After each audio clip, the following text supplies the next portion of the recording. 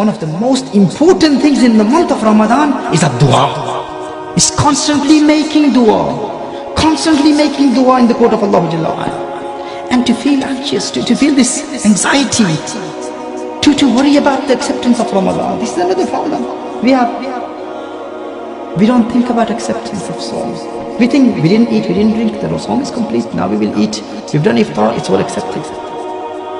Like people go to Hajj, Al-Hajj wa Ashhurun Ma'lumat, فَمَنْ فَرَضَ فِيهِنَّ الْحَجَّ فَلَا رَفَثَ وَلَا فُسُوقَ وَلَا جِدَالَ فِي الْحَجِّ. Allah Jalla wa Ala mentions in the Quran. A lot of people go to Hajj and they think that that's it. Now I've been to Hajj, I was backbiting, I was using abusive language, I was fighting with people, I was arguing with people, but I've performed Hajj, I've come back, now I'm like a newborn baby, I've been purified now. No. فَلَا رَفَثَ وَلَا فُسُوقَ وَلَا جِدَالَ فِي الْحَجِّ. Allah Jalla wa Ala mentions you have to control your desires, you have to control your tongue to attain complete self-control. You can't argue with people, you can't fight with people. Who is purified? The one who controls himself. And the same hukum is in Ramadan.